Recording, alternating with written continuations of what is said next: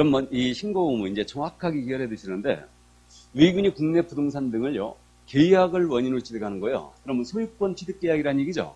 그럼 소유권 취득 계약의 종류가 매매, 교환, 증여가 있잖아요.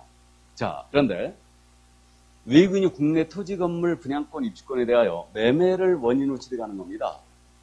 그럼 매매 기억나시죠? 지난주에 부동산 거래 신고해야 된다고 했죠? 그럼 매매로 취득하게 되면 부동산 거래 신고 의무가 있고 외국인 취득 신고가 발생되고 있잖아, 지금. 외국인이 국내 부동산을 소유권을 취득한다. 그러면 이렇게 신고 의무가 발생되고 있는데, 그럼 매매는 소유권 취득 계약이 분명히 맞습니다. 그럼 외국인이 요거 매매로 취득했을 때는 부동산 거래 신고와 외국인 취득 신고가 둘 다 발생되고 있는데, 둘 중에 하나만 하면 되거든요. 뭘 해야 될 것 같아요? 부동산 거래 신고하는 거예요. 부동산 거래 신고는 계약을 체결한 날로부터 며칠? 30일이에요. 근데 외국인 취득 신고 있죠? 외국인 취득 신고는 계약을 체결한 날로부터 60일이에요, 지금. 60일입니다. 그러니까요, 30일이 짧다는 얘기는 이게 더 중요하다는 얘기죠. 그러니까 외국인은 매매로 취득했을 때는 계약 체결한 날부터 30일 내에 부동산 거래 신고하는 거예요. 그러면 소유권 취득 계약에서 일단은 매매는 부동산 거래 신고니까 제외고요. 교환이나 증여가 있네요. 그럼 교환이나 증여로 취득했습니다. 그러면 계약을 체결한 날로부터 며칠? 60일 내에 취득 신고 들어오셔야 됩니다. 60일. 자, 그럼 60일 내에 만약에 신고 안 했지 않습니까? 안 하게 되면 이때는 300만 원 이하의 과태료예요. 근데 요거 한번 해볼까요 또? 외국인이 국내 부동산 등을 매매로 취득했어요. 그럼 부동산 거래 신고해야 된다고 했죠. 그럼 외국인이 계약 체결한 날부터 30일 내에 들어와야 됩니다. 안 했어요. 이때는 과태료가 어떻게 돼요? 500만 원이야. 차이가 있죠? 30일이니까 더 세게 맞습니다. 60일이죠? 300만 원이야. 그래서 300만 원 이하 과태료입니다. 그러니까 여기까지 같이 기억하시고요. 그래서요, 외국인이 부동산 거래 신고했지 않습니까? 그럼 외국인 취득 신고를 면제합니다. 됐죠? 자, 그 다음 이제 넘어갑니다. 계약 외 원인이에요. 409쪽이에요. 그럼 계약이 아닌 원인으로 국내 부동산 등의 소유권을 취득한다. 외국인이. 그럼 계약이 아닌 원인이라는 것은 여러분들이 민법 시간에 법률의 규정이야 물권등사유를 공부했죠. 법률의 규정이야 물권등사유가 세 가지가 상속, 판결, 경매가 있죠. 그러면 외국인이 국내 부동산을 상속받았다. 승준이가 아버지로부터 국내 부동산을 상속받았어요. 또는 판결로 취득했거나 경매로 취득했다. 그러면 계약이 아닌 원인이죠. 여기에 더하여 환매권의 행사를 함으로써 취득했다든가 법인의 합병. 이 합병은 상속과 똑같다 보시면 돼요. 그러니까 포괄적 승계가 일어나는 현상이죠. 그래서 이 합병으로 취득하거나 외국인이 건물을 신축하거나 증축하거나 재축하거나 개축을 했어요. 그러면 이렇게 취득하게 되면 이때는 취득한 날입니다. 취득한 날로부터 몇 개월? 6개월 내에 취득신고하셔야 돼요. 그럼 6개월짜리 위반했잖아요. 그럼 이때는 100만 원 이하의 과태료입니다. 이렇게 돼요.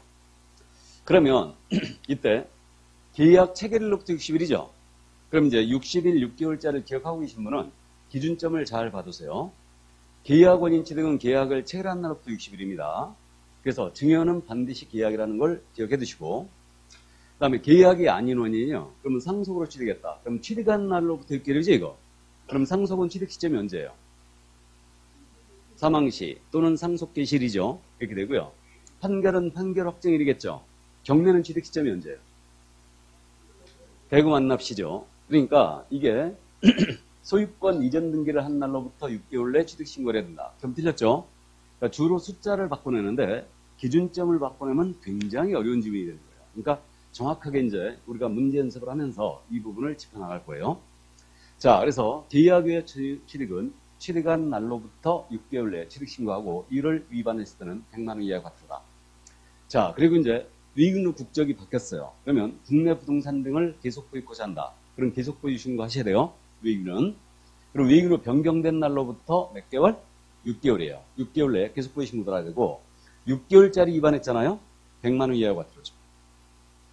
또 자, 그래서 외국인 신고 의무를 다 봤는데 외국인의 신고 의무는 숫자 몇 과치나다? 6과치네요. 6과치나고 오직 60일짜리는 계약원인 뿐이죠. 나머지는 6개월. 6개월짜리 위반은 과태료가 얼마라고요? 100만 원 이하. 60일짜리 위반은 300만 원 이하가 들어오죠. 이렇게 제재까지 정확하게 기억을 해두셔야 됩니다. 내용이 별로 없기 때문에 이거 매번 출제한다고 그랬죠. 그러니까 나쁘게 얘기하면요. 문제를 아주 치사하게 내요. 그러니까 예를 들어서 외국인이 국내 부동산 등에 대하여 증여를 원인으로 취득했을 때는 취득한 날로부터 60일 내에 취득 신고를 해야 되고 이를 위반한 때에는 100만 원 이하의 과태료를 처한다. 이런 식으로 된다는 얘기예요. 이거 틀렸죠? 일단 취득일 틀렸죠? 계약 체결일이에요. 60일이 맞았고 과태료는 얼마? 300만 원 이하 과태료죠. 그러니까 정확하게 보셔야 됩니다. 이게 나중에 문제풀이 할 때 이런 부분을 연습할 거예요.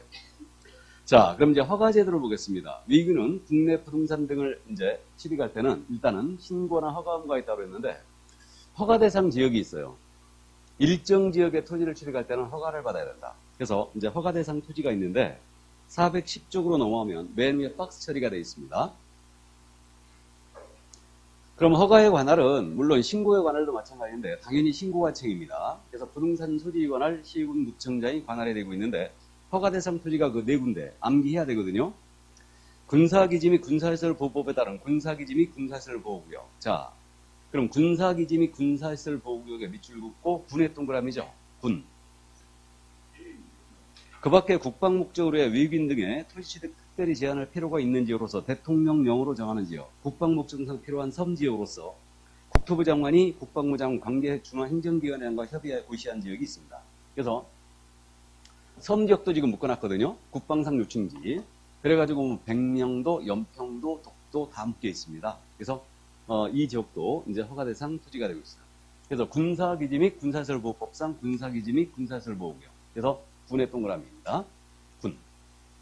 다음에 이제 문화재보호법에 따른 지정문화재와 이를 위한 보호물 또는 보호구역도 했어요. 문화재 보호구역의 밑줄이에요.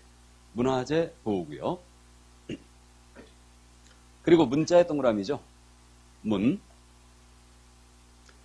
자, 그 다음에 이제 자연환경 보존법입니다. 이 법에 따른 생태경관 보존지역이에요. 여기 가까운 생태경관 보존지역이 어디 있다고 그랬어요? 소래습지, 여의도 밤섬, 창녕 우fun읍지 이런 데들이죠. 그래서 이 자연환경 보존법에 따른 생태경관 보존지역 밑줄 긋고 생자의 동그라미죠. 다음에 야생생물 보호 및 관리하는 법률에 따른 야생생물 특별보호구역이에요. 그러면 야생생물 특별보호구역에 밑줄 긋고 야자의 동그라미죠. 그래서 지리산자락이라든가 백두대간 지역 있죠. 이런 데는 전부 다 야생생물 특별보호구역으로 묶여 있습니다. 그래서 이 네 군데 지역을 외국인 취득 투자한다. 그럼 미리 허가를 받고 취득해야 됩니다. 그럼 허가를 받지 않으면 계약 자체가 무효가 되는데 이거는 군문생야로 암기하는데 암기 표현이 이래 되어 있어요. 군문생야로 되어 있고요. 군사문화는 야생이다. 군사문화는 야생이다. 이렇게 이해합니다. 군문생야예요. 이게. 자, 그럼 이 네 군데 지역을 취득할 때는 허가받아야 된다. 그러면 전통사찰 보존 및 지원하는 법률에 따른 전통사찰의 대지거든요. 전통사찰의 대지는 이 법상 허가대상 토지에 아니에요. 아니죠? 이걸 문화재보호구에 오해하면 안 된다는 얘기예요. 그러니까 군문생야로 암기를 꼭 해두셔야 된다. 이렇게. 자, 그러면 이제 허가 신청 들어갔잖아요. 그럼 처리 기한이 며칠이냐? 15일이에요. 그래서 15일 내에 허가 불허가의 처분을 해주게 돼 있어요. 며칠이라고요? 15일. 동그라미 쳐놓고 15일 내에 허가 불허가 처분해줘야 되고요. 다만 이거는 허가의 기속성 규정이 있어요. 그래서 이들 지역들 지정 목적 달성에 지장을 주지 않으면 허가를 해 주어야 한다고 돼 있죠. 이게 허가의 기속성이라고 해요. 그래서 왜 허가의 기속성 규정을 두고 있냐면 우리가 지금 OECD에 가입한 선진국이잖아요. 그럼 국적이 다르다는 이유로 부동산 취득을 제한하면 안 되겠죠. 그렇기 때문에 외국인한테 보여주려고 봐라. 지정 목적 달성에 지장을 주면 허가를 해주게 돼 있다. 그러니까 이건 규제가 아니다라고 오리발 내밀려고. 그래서 지정 목적 달성에 지장을 허가를 해 줘야 한다라고 돼 있고요. 그래서 이게 허가의 기속성이라고 그러고요. 그럼 허가를 받지 않고 계약을 했다. 그럼 이 계약 무효예요. 이 계약은 무효고, 다음에 형사처벌도 기억해야 됩니다. 형사처벌은 2년 이하의 징역 또는 2천만 원의 벌금을 찹니다. 2-2예요. 2-. 요것도 이제 기억을 꼭 해두셔야 됩니다. 자, 그럼 여기까지. 이게 이제 허가 의무였습니다.